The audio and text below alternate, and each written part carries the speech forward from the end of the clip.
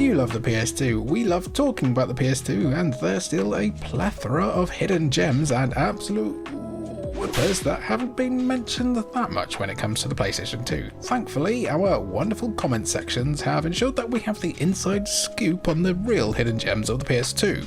Now we get to pass that information on to you, like a bunch of information bees part of one big god hand loving hive. I'm Jimmy for Cultured Vultures Remaster Psyops, you cowards, and these are your PS2 hidden gems.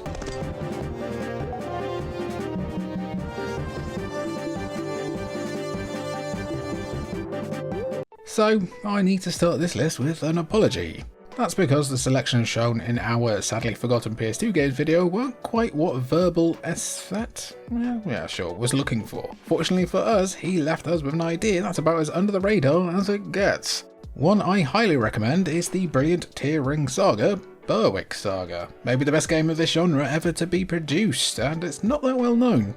If, like us, you hadn't heard of Tearing Saga before, well that's because it's a Japan-exclusive duology of strategy RPGs that come from the creator of Fire Emblem, Shutsu Kaga, after he left Nintendo's Intelligent Systems back in 1999.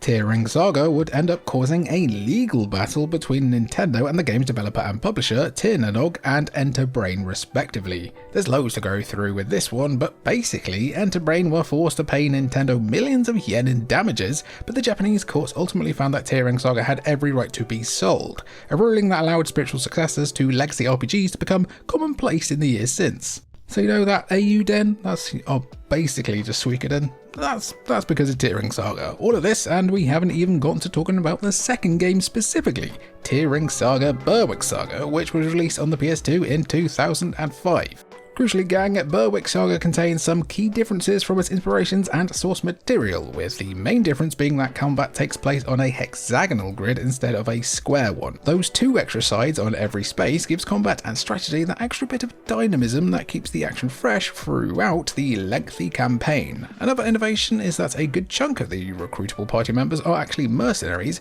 requiring you to fulfill certain conditions in order for them to join full time. If you're interested in giving this a go yourself, unfortunately, it's a really laborious process involving. No, it's really easy. It's quite easy to emulate, actually. Yeah. Anyway, next one.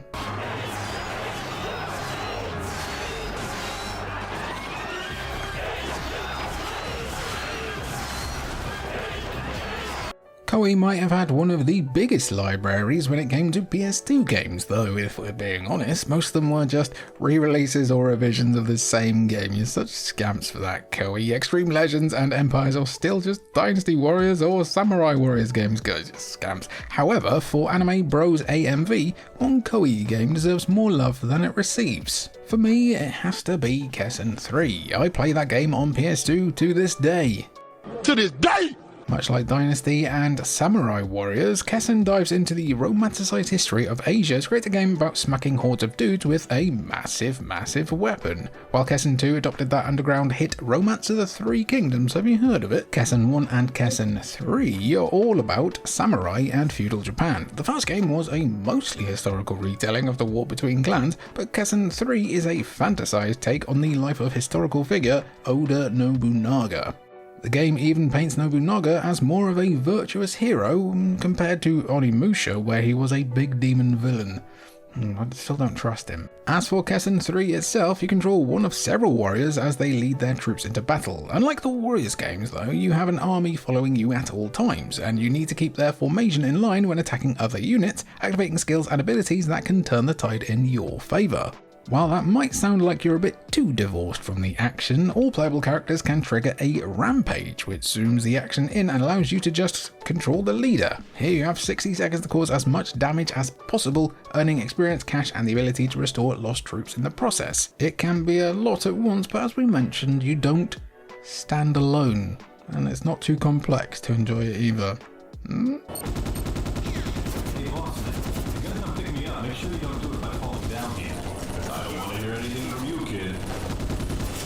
We're not here to tell you that Ghost in the Shell is some kind of hidden gem franchise that only the cool kids know.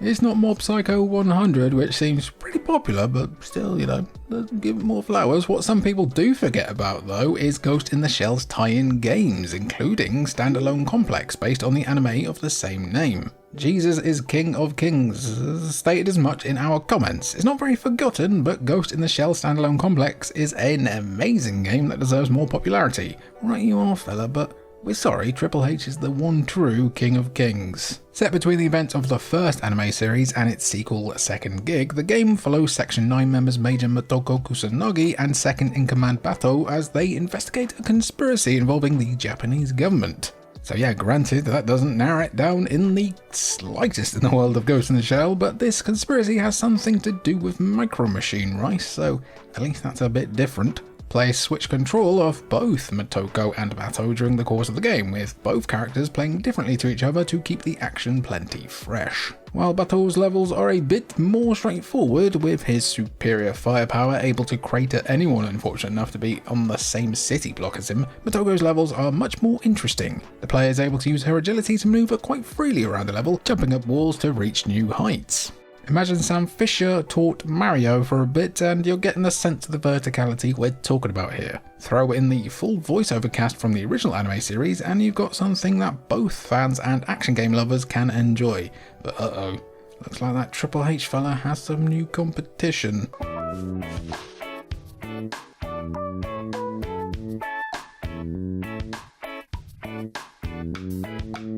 Jonathan Eves 376 or Jonathan Eves 376? Questions laid down the challenge for us in the comments section, and who were we to not nibble on that bait just a little bit? A little ribbit. Ribbit King, I've never heard anyone on any platform mention this game. Well, you're about to now.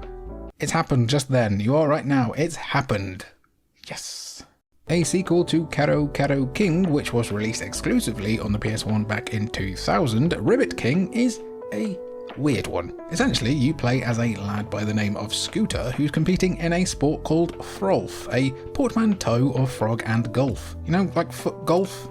That kind of thing. You're playing golf with frogs, only replace the golf clubs with hammers and catapults. Earning low strokes on a hole gives you points towards your total, and each hole has a host of weird interactables that give players points too, whether it's floating bubbles filled with points or flies that the frogs can catch. Look, am I going to sit here and say that Ribbit King is the best PS2 game ever made and the fact that it never won Game of the Year is a disgrace? No, I know it's not polished and it's a bit too weird to gain any real success. Also, it's not Psyops, but that doesn't mean there isn't plenty of fun to be had here. The game's career mode allows you to unlock plenty of new characters for use in multiplayer, along with different frogs that each have their own unique properties and strength. What a sentence. What a sentence. If you want to see a game that spotlights the PS2's library at its most imaginative, and something that would basically be unheard of in today's gaming landscape unless Astrobot fancies a round of Frolf, Ribbit King is of a certain caliber.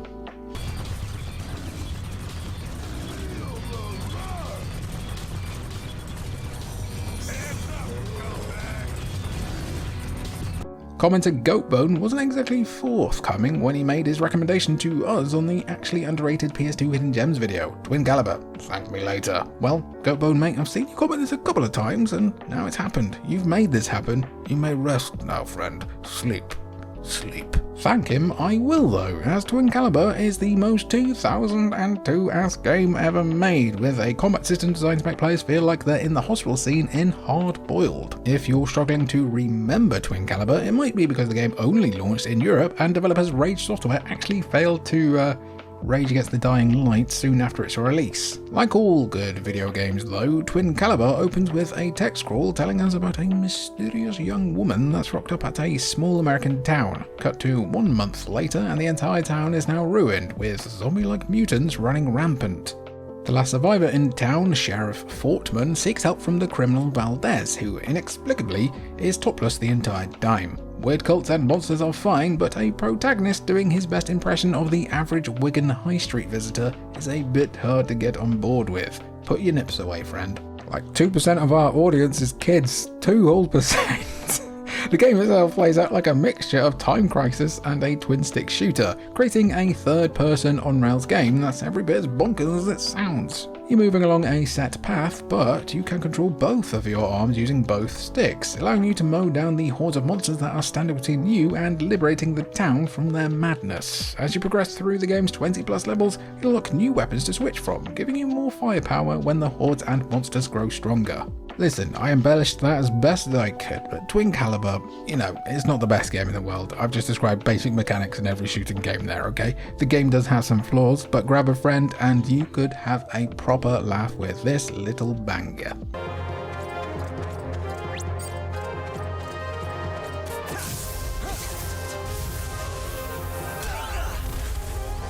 Alright, so listen. We know that, Rogue Galaxy is the most hidden of gems, given that you can buy and play the game right now on PS4 and PS5, but we're including it here as recompense for commenter Stratovarius8547, who made his feelings very clear indeed. Poor Rogue Galaxy, snubbed on your best PlayStation 2 RPGs list and now forgotten on your PS2 Hidden Gems video. First of all, thanks for sticking through 2 whole videos of our waffle, which is a record of some kind. I can't even do that. But secondly of all, let's fix that. A level 5 fronted action RPG, Rogue Galaxy follows the adventures of one Jaster Rogue, an unassuming young farmer who ends up being whisked across space by a group of pirates who believe him to be a legendary warrior. Along the way, the party ends up becoming embroiled in a massive conflict, and the fate of everyone in the galaxy rests in the hands of Jaster. Sounds good, right? But the game's Treasure Planet-esque vibe, it actually makes sense now that Rogue Galaxy failed to meet Sony's sales expectations, because Space Pirates just doesn't sell for some reason, because people are awful. Space Pirates. Pirates in space. Come on, people. While the story and characters play a bit more on the basic side, arguably appealing to a younger audience, it's the gameplay and RPG mechanics that'll keep players coming back for more. Rogue Galaxy utilised real-time hack-and-slash combat in a time when most RPGs were still utilising some kind of turn-based system or time-based mechanic like Final Fantasy XII's ATB system. Being able to let loose a bit more was a liberating feeling, but that's not all. Rogue Galaxy's RPG mechanics like the Revelation Flow, similar to the Sphere Grid or License Board in Final Fantasy X and Final Fantasy XII respectively, gives players access to new moves. Level 5 also brought back weapon synthesis from Dark Cloud in order for players to really hit their stride power-wise. Again, Rogue Galaxy is available right now on the PlayStation Store, so if you feel like giving it a try, it's pretty easily accessible. If you have a PS4 or PS5 anyway. The same can't be said about this next game though.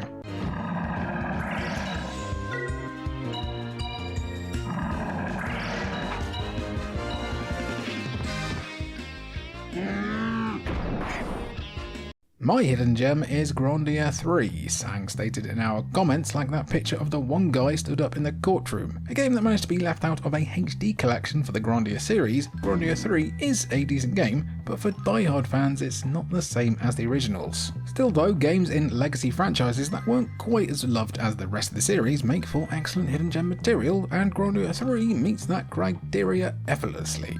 Set in a fantasy world where humans can control plane-like vehicles via the power of magic, you play as a young chap by the name of Yuki. One day he and his mother rescue a young girl called Alfina who's being accosted by some shady men, who's then revealed to be a communicator, who's someone who can chat to the planet's guardians basically. Because Yuki is immediately love-struck like a dog, his mother agrees for the two to escort her in her communicator duties, with the growing party uncovering a plot to revive an evil guardian in the process. Before the next time you do something charitable, like taking your old trousers to Oxfam or something, just think to yourself, will this possibly end up in me fighting Sephiroth?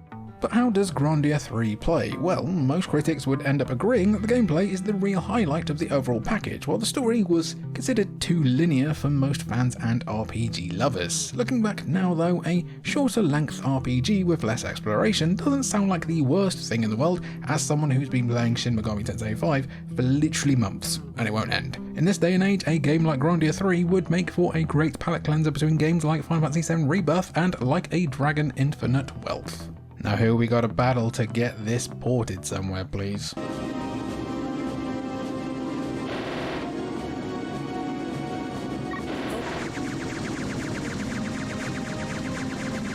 Battle engine Aquila first made its debut on PS2 in 2003, making very few waves in the process. Fortunately for any big battle engine heads out there, or whatever you fans refer to yourselves as, Aquilaholics maybe? Briars was on hand to remind people of its existence. Battle engine Aquila, not a lot of people talk about this. Time to rectify that, my friend. Another entry into the genre of put the player inside a cool vehicle and let them lay waste to everything. Battle engine Aquila follows Hawk Winter, who is a dock worker despite having the coolest name in existence ever. Clearly, nominative determinism kicked in a bit late for the guy though, as Hawk Winter ends up becoming the pilot of the experimental battle engine. Just in time as well, because war has begun to erupt. War never bubbles, it just tends to just shoot out, doesn't it? Reviews at the time were decent, if not groundbreaking, but for whatever reason, the game just flopped in terms of public attention and sales, despite the fact you control one of the coolest vehicles in gaming.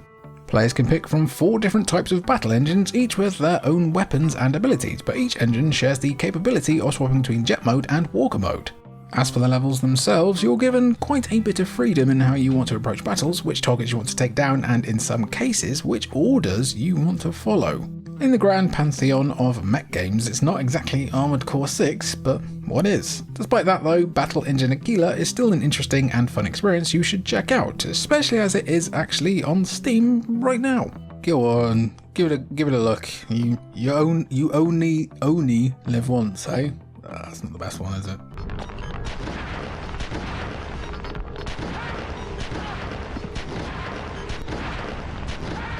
Most people associate Bungie with either Halo or Destiny, but their earlier work tends to be forgotten. Bungie are bringing back Marathon, but one game has seemingly been forgotten by all except Fox 251. Oni has gameplay like Fighting Force, and I don't know why no one talks about this game, kinda forgotten.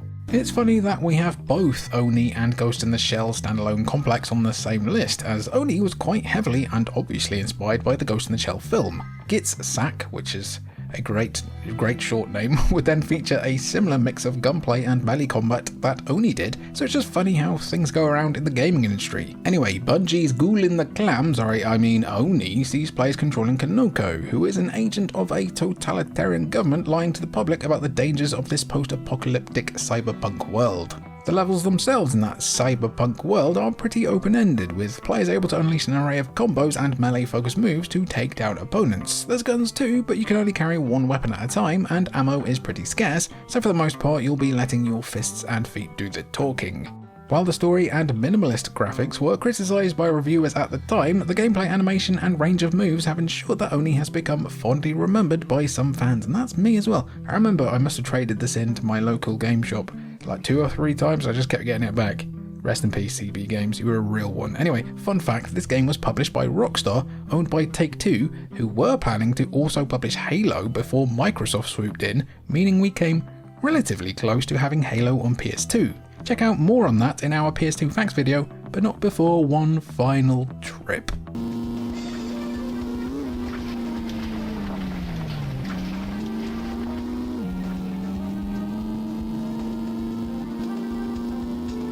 People love open world racing games. I mean, look at the likes of Need for Speed Underground 2, Burnout Paradise and the Forza Horizon series. Being able to hit the open road in a range of vehicles without having to deal with the real world consequences of causing a 20-car pileup is brilliant wish fulfillment. But one game beat all of those to the punch, and Brett7799 wants us to talk about it. Road Trip Adventure was the greatest hidden gem.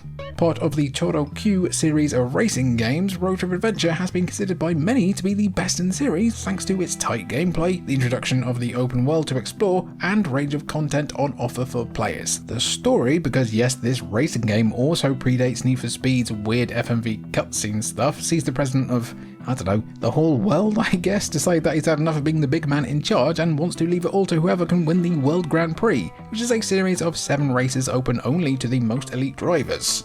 Naturally, top-level drivers flock to the area like suspicious circumstances flock to Boeing. Little side note, you're also given the ability to choose the name of the game's currency, which of course should always be poop. Once the introductory cutscenes are over, you're pretty much free to explore the world at your leisure, completing races and recruiting fellow drivers, finding collectibles off the beaten path, or just competing in one of several minigames like football, golf, ski jumping, and others. Along the way, you're earning stamps that track how much of the game you completed, and with 100 stamps to collect, there's a lot to complete. While Road Trip Adventure did get a re-release, it was only in Europe and it was on the PS3 store specifically, meaning that specific port is now, slowly being lost to time. How about you do a little road trip to certain websites online where you can find information on how to procure it through unofficial channels, if you catch my drift, matey. And that was our video, as in yours and mine. We were like information bees, remember? Going over just some final slices of hidden gems on the PS2, unless you've got some more suggestions, in which case you should let me know down below, and I might get you a free Steam key if they're really weird. I've been Jimmy for Cultured Vultures. It's been good to have you, and thank you for watching.